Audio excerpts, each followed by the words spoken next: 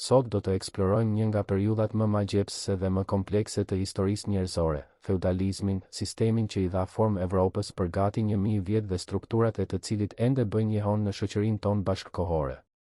Para se të vazhdojmë me videon, mos harroni të regjistroheni në kanal për më shumë narrativa dokumentare si kjo. Diku në Evropë, rreth shekullit të 10, dielli nuk ka lindur ende në horizont kur një këmban dëgjohet në peizazhin rural.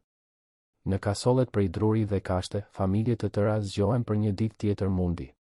Në kështjellat prej gurit të ngritura mbi kodra, zotërinjt dhe kalorësit përgatiten për funksionet e tyre të administrimit dhe mbrojtjes. Dhe në manastiret e izoluara, murgjit tashmë këndojnë këngët e tyre të para, duke filluar një rutinë lutjeje dhe pune që do të përsëritet pa ndryshime gjatë gjithë jetës.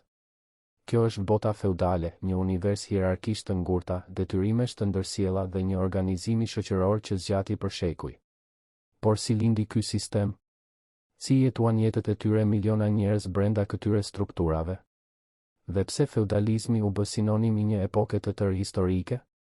Për të kuptuar vërtet feudalizmin, duhet të kthehemi pas në kohë, shumë përpara mesjetës së Mirfield, deri te rënjet e një perandorie që dikur sundonte gjithë botën e njohur.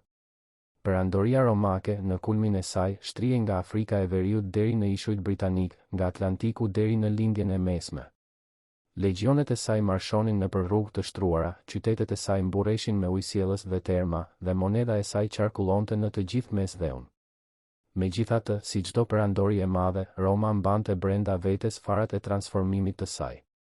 Rreth shekullit të tretë të erës kristiane, shenjat e konsumimit filluan të shfaqeshin në mënyrë gjithnjë e më evidente. Makineria romake e luftës, e cila për shekuj kishte garantuar zgjerimin territorial dhe furnizimin me sklever për ekonominë imperiale, filloi të humbiste fuqinë.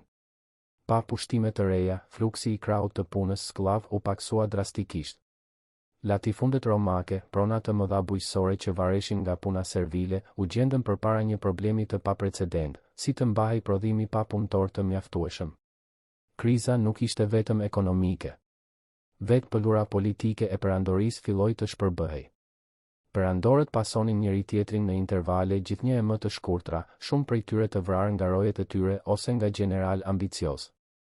Instabiliteti në qendër të pushtetit bënte jehon nëpër provinca, ku guvernatorët dhe komandantët ushtarak vepronin gjithnjë e më shumë në mënyrë autonome. Kufit, dikur të papenetrueshëm, po bëheshin poroz. Popujt gjermanik, të cilët romakët i quanin në mënyrë të përgjithshme barbar, ushtronin presion mbi linjat e mbrojtjes imperiale, herë si pushtues, herë si aleat në kërkim të tokave dhe mundësive.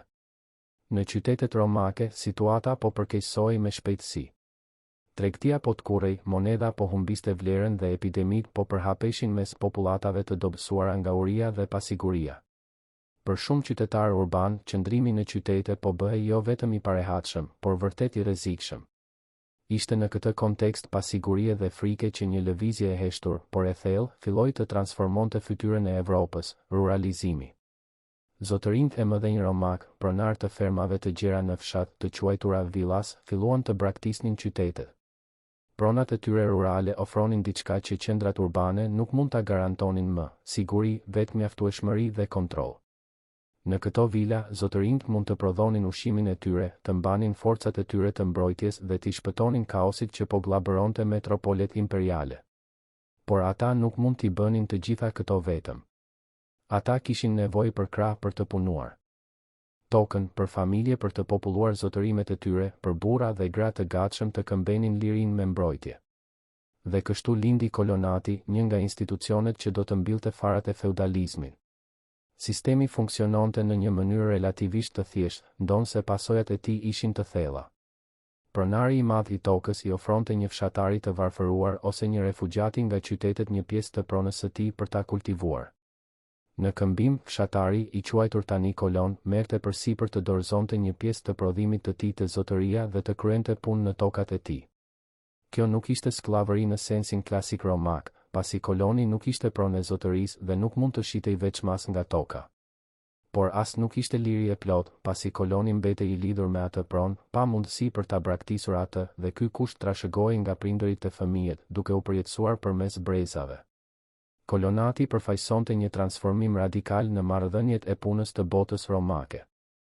Sklavi, i cili nuk zotëronte asgjë dhe ishte tërësisht pronë e pronarit të tij, i la vendin kolonit, i cili kishte disa të drejta dhe disa zotërime, por ishte i lidhur në mënyrë të përhershme me një zotëri dhe me një tokë. Kjo formë e re e varësisë shoqërore krijonte lidhje që shkonin përtej marrëdhënies së thjesht ekonomike, duke vendosur lidhje mbrojtjeje, besnikërie dhe detyrimi të ndërsjellë që do të karakterizonin gjithë epokën mesjetare. Ndërsa kolonati zhvilloi në zemër të botës romake, një traditë tjetër po merrte formë midis popujve që jetonin përtej kufive të perandorisë. Gjermanikët, një grup i larmishëm fisesh që banonin në pyjet dhe fushat në veri të Rinit dhe Danubit, kishin format e tyre të organizimit shoqëror shumë të ndryshme nga ato romake. Një nga këto institucione ishte Comitatus, një term latin i përdorur për të përshkruar një lloj të veçantë lidhjeje midis luftëtarëve dhe krerëve të tyre. Comitatus bazohej në besnikërinë personale. Një luftëtar gjermanik i betoi për besnikërinë një lideri, duke u zotuar ta ndiqte atë në betejë, ta mbroante me jetën e tij nëse ishte e nevojshme dhe të nderonte urdhrat e tij.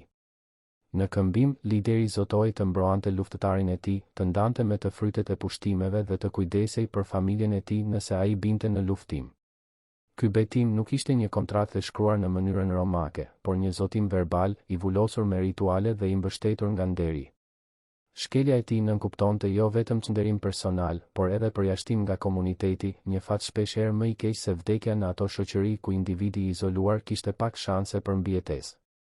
Fuqia e Comitatus qëndronte pikërisht në karakterin e tij personal dhe emocional. Luftëtari nuk i bindej një ligji abstrakt ose një institucioni të largët, por një njeriu prej mishi e gjakun, të cilin e njihte, e respektonte dhe her pas here e donte si një baba ose vëlla më të madh.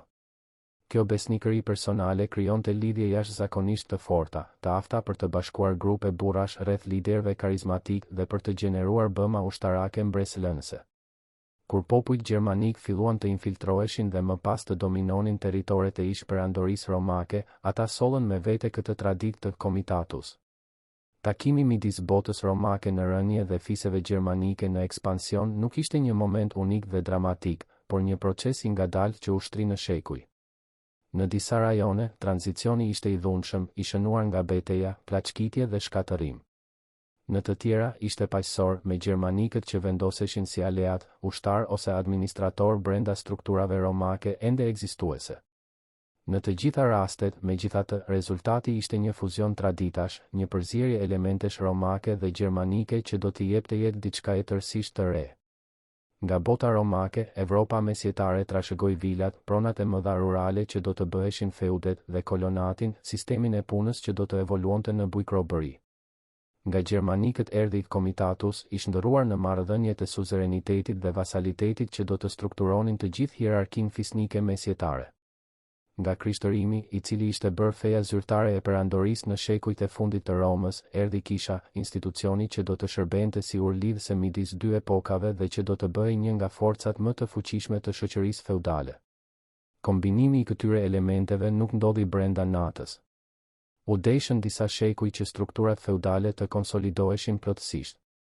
Gjatë kësaj periudhe, e njohur si mesjeta e hershme, Evropa kaloi nëpër transformime të thella dhe u përball me sfida monumentale. Viti 476 citohet shpesh si data e rënies së perandorisë romake të Perëndimit, kur perandori i fundit, një iri i quajtur Romul Augustuli, u rrëzua nga Odoakri, udhëheqës i trupave gjermanike. Por kjo datë është më shumë simbolike se sa reale. Perandoria nuk ra menjëherë, por u fragmentua gradualisht në një sër mbretërish të qeverisura nga krerë gjermanik. Vizigotët u vendosën në Gadishullin Iberik, Ostrogotët në Itali, Frankët në Gali, Anglo-Saksonët në Britani. Secila prej këtyre mbretërive zhvilloi karakteristikat e veta, por të gjitha ndanin disa tendenca: ruralizimin e ekonomisë, fragmentimin e pushtetit politik dhe fuzionin e traditave romake dhe gjermanike. Midis të gjitha këtyre mbretërive, ajo e Frankëve u tregua më jetëgjata dhe më me ndikim. Të vendosur në rajonin që sot i korespondon Francës dhe pjesëve të Gjermanisë, Frankët ndërtuan një monarki që mbijetoi për shekuj dhe që, në kulmin e saj, arriti të kontrollonte një pjesë të mirë të Evropës perëndimore. Dinastia Merovinge, e themeluar nga Clovisi legjendar, i sundoi Frankët për gati 300 vjet. por me kalimin e kohës, mbretërit Meroving filluan të humbnin pushtetin real, duke u bërë figura ceremoniale, ndërsa administratorët e njohur si prefektët e pallatit ushtronin kontrollin e vërtet të mbretërisë. Ishte nga kjo linjë prefektësh të pallatit që doli dinastia Karolinge, e quajtur kështu për nder të antarit të saj më të shuar, Karli i Madh. Babai i Karli i Madh, Pipini i Shkurtër, hodhi hapin vendimtar duke rrëzuar mbretin e fundit Meroving dhe duke marrë vetë kurorën me bekimin e papës. Kur Pipini vdiq në 768, mbretëria u nda midis dy djemve të tij, Karlit dhe Karlomanit. Vdekja e parakohshme e Karlomanit në 771 e la Karlin si sundimtar të vetëm, duke nisur një mbretërim që do të transformonte fytyrën e Evropës. Karli i Madh, emri i të cilit do të thotë fjalë për fjalë Karli i Madh, sundoi për më shumë se 4 dekada, nga 768 deri në 814.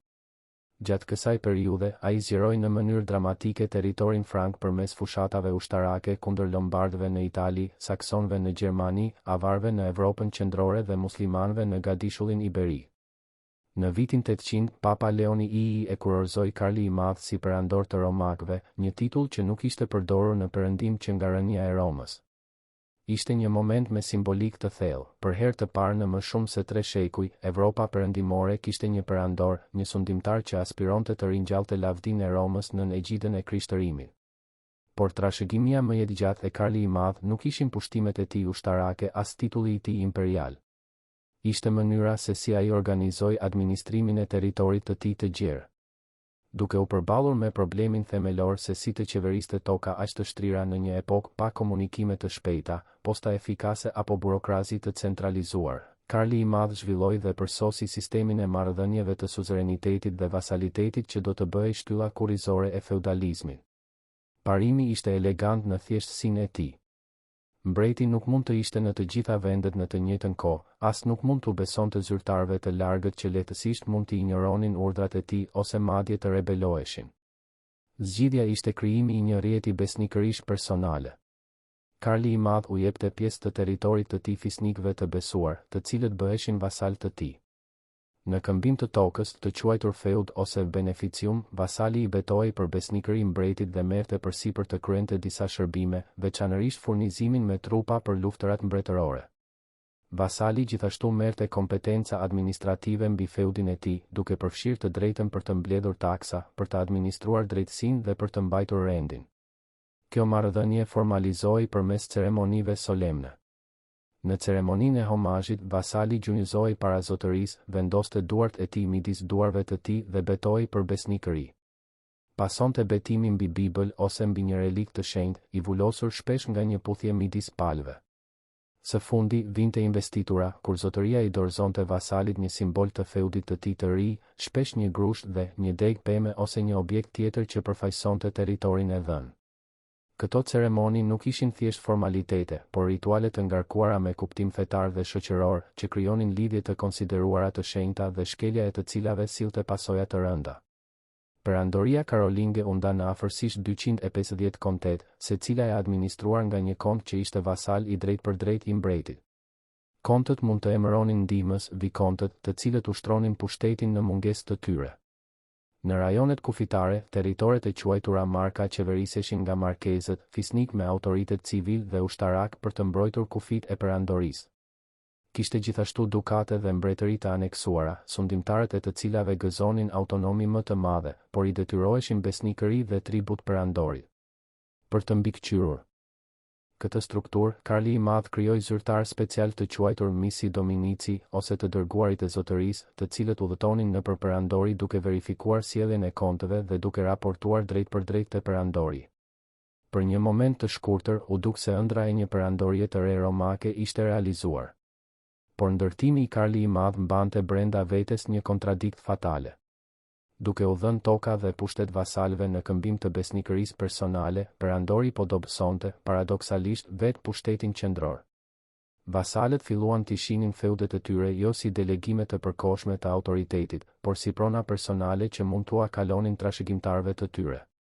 Lidhja e vasalitetit, që fillimisht lidhte zyrtarin me personin e sovranit, gradualisht u shndërrua në një të drejtë pasurore mbi tokat e marra.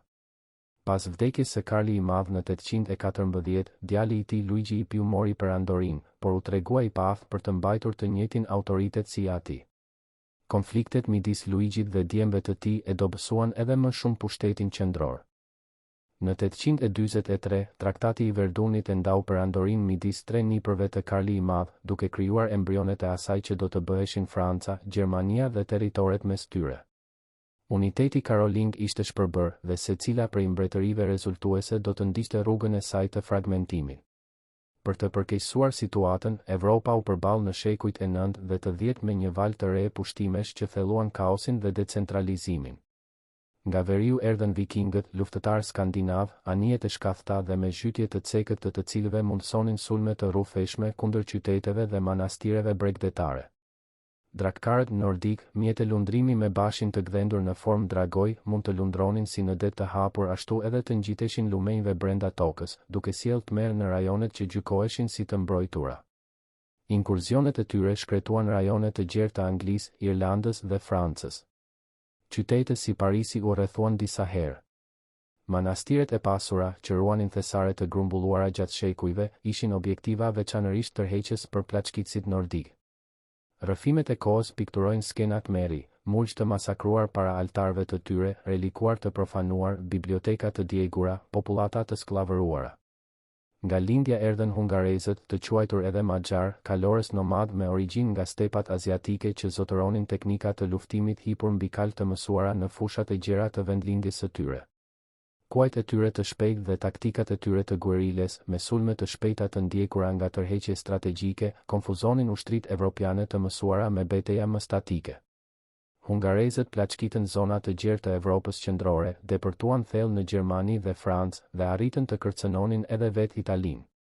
Nga jugu, piratët musliman të ardhur nga Afrika e Veriut, ku Islami ishte vendosur me forcë që nga shekulli i 7, sulmonin pa mëshirë bregdetin mesdhetar. Këta korsa pushtuan ishuj strategjik si Korsika, Sardenja dhe Sicilia, duke vendosur baza nga ku mund të lëshonin sulme kundër kontinentit evropian. Qytetet bregdetare italiane u plaçkitën dhe madje edhe Roma, selia e Krishtërimit perëndimor, u sulmua në 846. Përballë këtyre kërcënimeve, popullatat lokale nuk mund të llogarisnin më në mbrojtjen e mbretërve të largët dhe të dobësuar. Shpëtimi ishte në duart e zotërinjve lokal, atyre fisnikëve që kontrollonin kështjella të fortifikuara dhe mbanin grupe kalorësisht të armatosur. Kush mund ta mbroante fshatin kur vikingët shfaqeshin në lumë? Konti ose baroni lokal, me muret e tij prej guri dhe luftëtarët e tij të hipur mbi kalë. Në këmbim të kësaj mbrojtjeje, njerëzit ishin të gatshëm të pranonin autoritetin e zotërisë, të punonin në tokat e tij, të paguanin tribut, të hiqnin dorë nga liritë që gjithsesi nuk nënkuptonin më shumë në një botë dhune dhe pasigurie. Ishte në këtë kontekst që feudalizmi arriti formën e tij të pjekur. Rreth shekullit të 10 dhe gjatë shekujve në vijim, strukturat feudale u konsoliduan në një pjesë të madhe të Evropës perëndimore. Pushteti politik ishte i fragmentuar në mijëra njësi lokale, secila e qeverisur nga një zotëri që ushtronte autoritet pothuajse absolut mbi territorin e tij.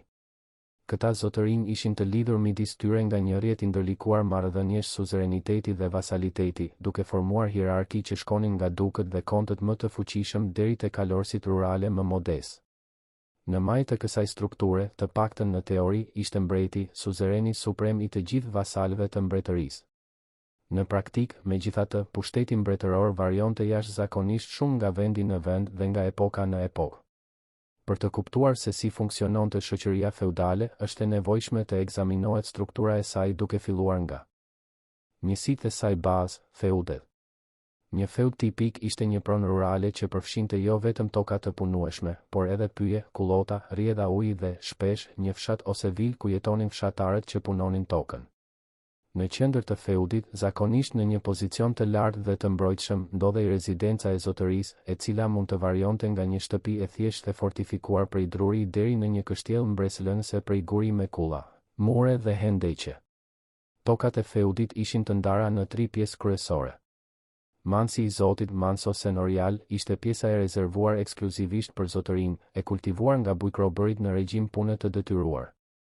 I gjithë prodhimi i kësaj zone i përkiste zotërisë. Mansi i shërbëtorëve, manso servil, ishin tokat e shpërndara midis familjeve fshatare, të cilët mund t'i kultivonin ato për jetesën e tyre, ndonse duhej të dorëzonin një pjesë të prodhimit të zotëria. Së fundi, kishte tokat komunale, zona të përdorimit kolektiv ku fshatarët mund të mblidhnin dru, të kullotnin kafshët dhe të merrnin ujë. Shoqëria feudale ishte e organizuar në 3 urdhra ose shtresa, një ndarje që kisha ndihmoj ta shenjtëronte dhe ta legjitimonte. Në shekullin e 10, peshkopi francez Adalberoni i Laonit shkroi se shtëpia e Zotit, që duket një, është pra 3 fishe, disa luten, të tjerët luftojnë dhe të tjerë akoma punojnë. Të 3 formojnë një tërësi dhe puna e disave lejon punën e 2 të tjerëve. Kjo ndarje tripartit, ndonse e thjeshtuar tepër për të kapur gjithë kompleksitetin e shoqërisë mesjetare, reflekton një realitet themelor, se cili grup kishte funksione specifike dhe plotësuese, dhe rendi shoqëror varej nga secili që të përmbushte rolin e tij të caktuar.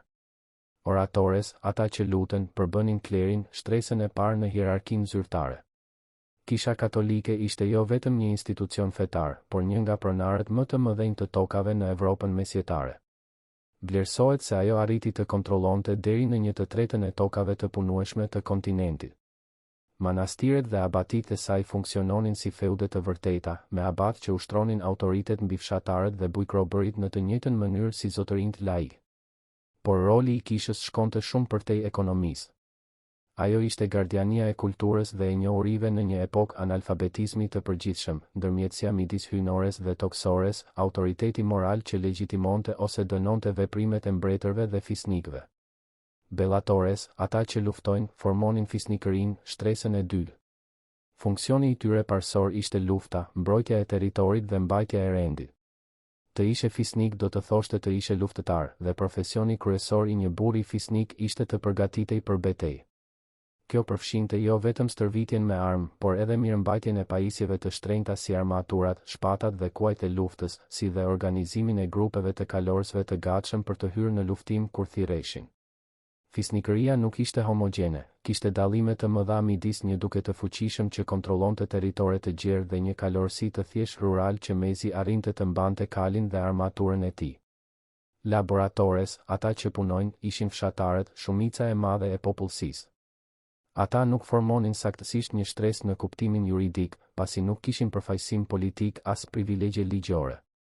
Funksioni i tyre ishte të prodhonin ushqimin, rrobat, mjetet dhe të gjitha të mirat materiale të nevojshme për të mbajtur si veten ashtu edhe 2 urdhrat e larë. Brenda kësaj mase të madhe punëtorësh, kishte dallime të rëndësishme. Bujkrobërit ishin fshatar të lidhur me tokën, të cilët nuk mund ta braktisnin feudin pa lejen e zotërisë dhe që i detyroheshin një sër detyrimesh në punë dhe produkte. Vilat ishin burra të lirë që gjithashtu punonin në feud, por që kishin më shumë liri lëvizjeje dhe më pak detyrime. Kishte gjithashtu zejtar, kovaç, marangoz, teandës dhe punëtor të tjerë të specializuar që kryenin funksione thelbësore në ekonominë feudale. Midis të 3 urdhrave, ndoshta jeta e klerikëve është më e vështira për t'u imagjinuar për një person modern. Manastiret mesjetare ishin bota më vete, komunitete të mbyllura ku burrat i kushtonin jetën e tyre tërësisht lutjes, studimit dhe punës manuale. Rregulla e Shën Benediktit, e shkruar në shekullin e 6, përcaktonte parimet themelore që qeverisnin shumicën e manastireve të Evropës perëndimore. Motoja e saj ishte ora et labora, lutu dhe puno, dhe rutina e saj ditore ishte krijuar për të zënë çdo moment të murgut me aktivitete që lavdëronin Perëndin. Një murg tipik zgjohej para agimit, shpesh rreth orës 2 të mëngjesit, për shërbesën e parë nga 8 shërbesat fetare ditore. Ky ritëm lutjesh, i njohur si liturgjia e orëve, strukturonte gjithë ditën, matinas në errësirën e mëngjesit, pasuar nga laudes në agim, prima në orën e parë të ditës. Terça, secda dhe noa gjatë mëngjesit dhe pasdites, vesperas në perëndim të diellit dhe kompletas para gjumit. Midis shërbesave fetare, murgjit i kushtoheshin punës manuale në fusha, kopshte ose punishte të manastirit, leximit dhe studimit të teksteve të shenjta dhe kopimit të dorëshkrimeve. Një aktivitet që ruajti për pasardhësit vepra të panumërta të antikitetit klasik dhe të krishtërimit të hershëm. Jeta monastike rregullohej nga betimet e varfërisë, dëlirësisë dhe bindjes. Murgjit nuk zotëronin pasuri personale, abstenonin nga marrëdhëniet seksuale dhe i nënshtroheshin tërësisht autoritetit të abatit, udhëheqësit të manastirit. Shumë komunitete praktikonin heshtjen, duke lejuar të folurit vetëm në momente specifike ose për çështje rreptësisht të nevojshme. Ushqimi ishte i thjeshtë, shpesh duke përjashtuar mishin, dhe agjërimet e shpeshta e mundonin edhe më shumë trupin. Flinin në fjetore të përbashkëta, mbi 2 shek kashte, dhe shpesh zgjoheshin në mes të natës për më shumë lutje. Për një vëzhgues modern, një jetë e tillë mund të duket si një rreptësi ekstreme. Megjithatë, për standardet mesjetare, manastiret ofronin avantazhe të konsiderueshme, ushqim të rregullt dhe të një cilësie të arsyeshme, strehim të sigurt, akses në njohuri dhe kulturë, dhe sigurinë e të qenit pjesë e një komuniteti me qëllim transcendent. Murgjit nuk jetonin të izoluar nga bota e jashtme. Manastiret ishin shpesh pronar të mëdhenj tokash, duke administruar feude me fshatar dhe bujkrobër si çdo zotëri laik. Murgjit u ofronin shërbime komuniteteve fqinje, duke ofruar kujdes mjekësor, strehim për udhëtarët, edukim për fëmijët e fisnikërisë. Shkollat monastike ishin, për një kohë të gjatë, praktikisht institucionet e vetme të arsimit në Evropën perëndimore. Në to, të rinjt mësonin të lexonin dhe të shkruanin në latinisht, studionin Biblën dhe tekstet e etërve të kishës dhe përgatiteshin si për jetën fetare ashtu edhe për karriera në administrimin kishtar ose laik. Të rinjt që hynin në jetën monastike shpesh vinin nga familje fisnike. Ishte zakon i zakonshëm që djali i pari një fisniku të trashëgonte tokat dhe titujt, i dyti të ndiqte karrierën ushtarake si kalorës dhe i treti të destinohej për kishën. Hyrja në një manastir do të thoshte heqje dorë nga titujt e fisnikërisë, zotërimet toksore dhe çdo trashëgimi familjare. Por do të thoshte gjithashtu garantimi jetesës së përjetshme, pozicion shoqëror të respektueshëm dhe mundësi për ngritje brenda hierarkisë kishtare. Një murg i talentuar dhe me lidhje të mira mund të bëhej abat i një manastiri të madh, peshkop i një dioqeze të rëndësishme, ose madje këshilltar i mbretërve dhe papëve. Jeta e fisnikëve ishte rrënjësisht e ndryshme, ndonse edhe ajo e strukturuar nga detyra dhe obligime. Nëse murgjit luteshin dhe fshatarët punonin, fisnikët luftonin.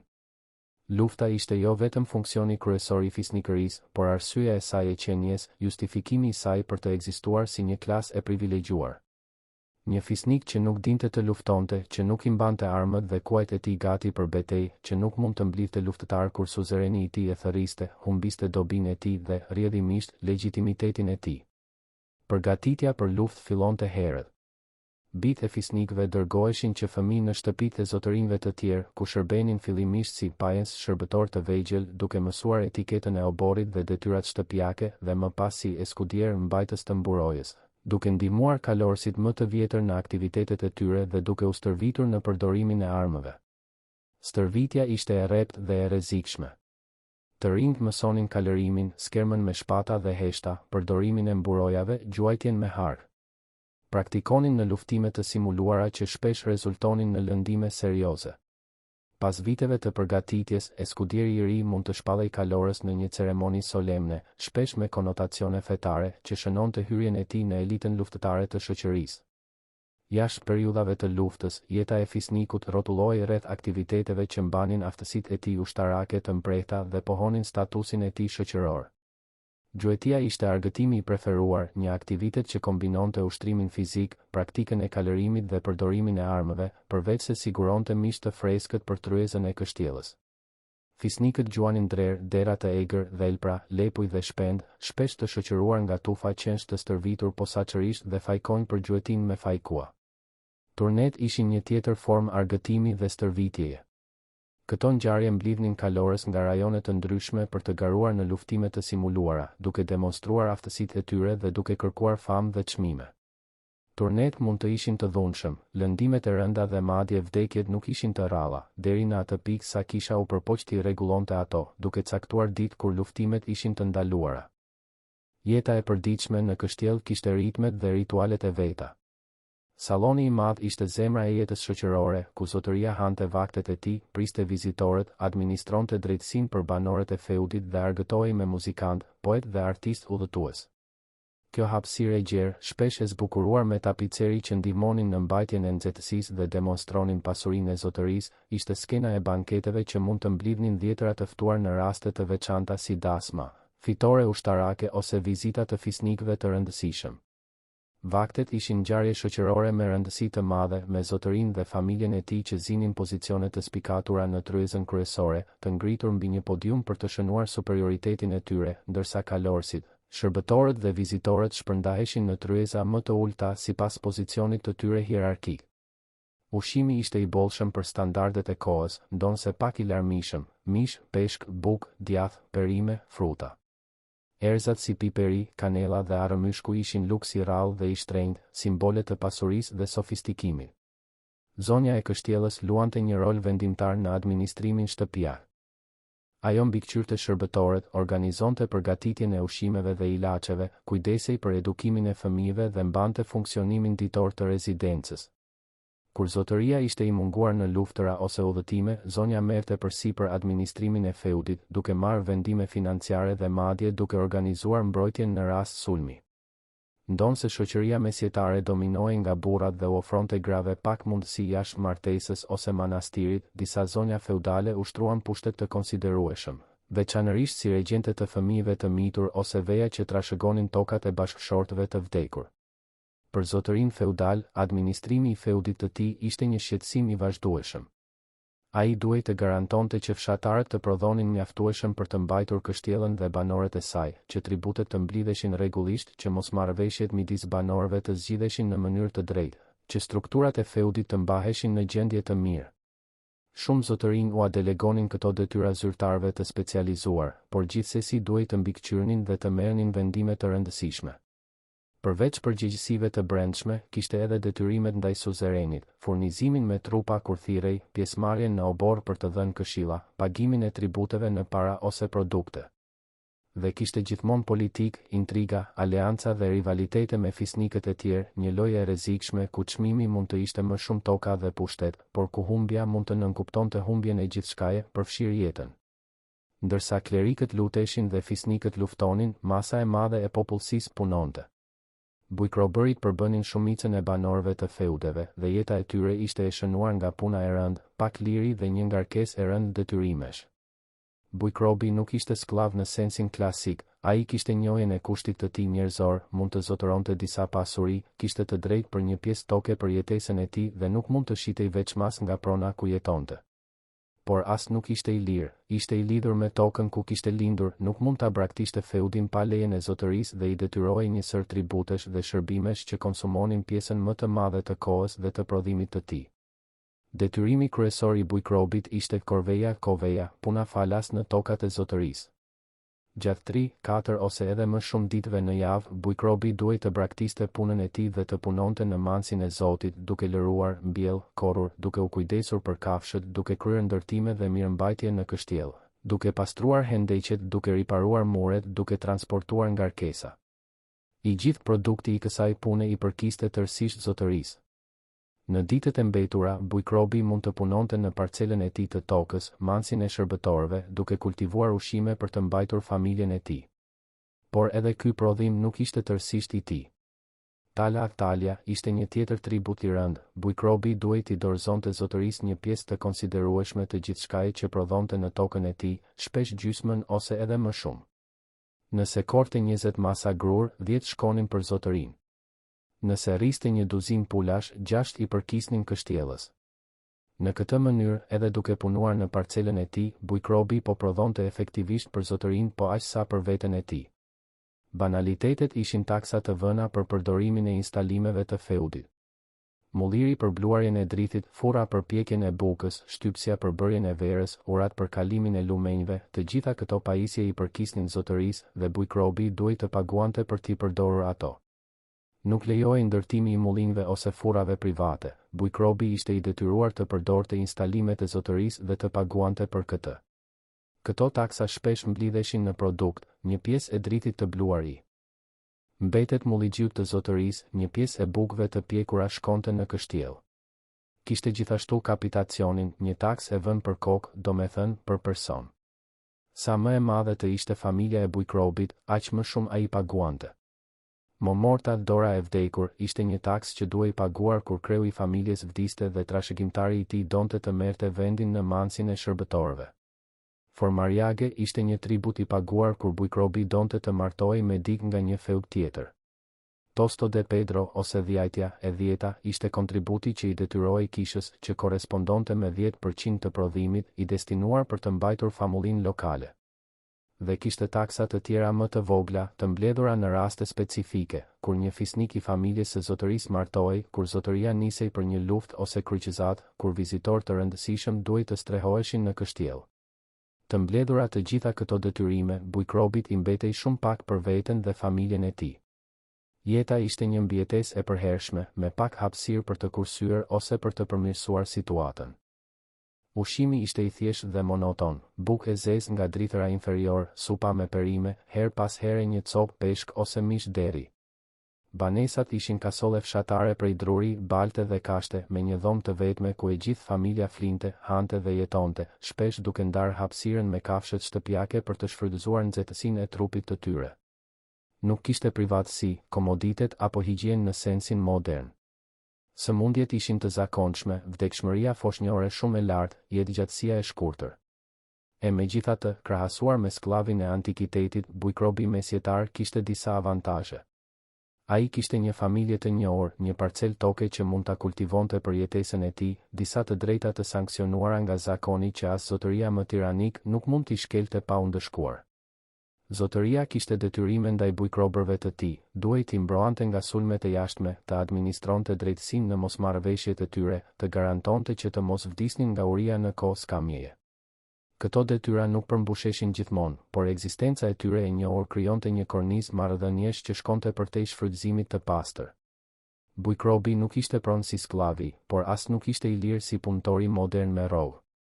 Ishte diçka e ndërmjetme, një kusht i vështirë për t'u përcaktuar në terma bashkëkohor, por që kishte kuptim brenda strukturave shoqërore dhe ekonomike të epokës së tij. Me kalimin e kohës, popullsia u rrit, toka të reja u hapën, vilat dhe qytetet filluan të zhvilloheshin jashtë feudeve tradicionale. Bujkrobërit që arrinin të aratiseshin në qytete dhe të qëndronin atje për një vit e një ditë fitonin lirinë. Një proverb gjerman mesjetar shpallte se ajri i qytetit të bën të lirë. Gradualisht, strukturat feudale filluan të zbuten, duke hapur rrugën për transformime që përfundimisht do të çonin në fundin e epokës mesjetare. Gjatë gati 1000 vjetëve, feudalizmi i dha formë jetës së dhjetëra miliona njerëzve në Evropë. Ai krijoi bazat për zhvillimin e kombeve si Franca, Anglia, Gjermania dhe Italia. Vendosi tradita të hierarkisë shoqërore, pronësisë së tokës dhe detyrimeve të ndërsjella që vazhduan shumë përtej mesjetës. Ndikoi në art, letërsi, arkitekturë dhe mendimin politik në mënyra që ende mund t'i gjurmojmë në botën bashkëkohore. Kështjellat që pikasin peizazhin evropian, titujt e fisnikërisë që ende ekzistojnë në disa monarki, disa koncepte mbi pronën, besnikërinë dhe nderin, të gjitha këto janë njehona të një epoke që përfundoi shekuj më parë, por që vazhdon të magjeps dhe të intrigoj. Feudalizmi nuk ishte një sistem statik apo uniform. Ai varionte jashtëzakonisht shumë nga rajoni në rajon, nga shekulli në shekull, duke u përshtatur me rrethanat lokale dhe duke evoluar në përgjigje të ndryshimeve ekonomike, politike dhe shoqërore. Ajo që ne e quajmë feudalizëm është, në fakt, një thjeshtim, një model konceptual që na ndihmon të kuptojmë modelet e përgjithshme, por që nuk duhet të erësoj pasurinë dhe kompleksitetin e jetës reale mesjetare. Kishte rajone ku feudalizmi nuk u instalua kurrë plotësisht, të tjera ku mori forma të veçanta, të tjera akoma ku ra më herët ose më vonë se sa të fqinjet e tij. Rreth shekullit të 14, sistemi feudal po tregonte tashmë shenja të qarta krizë.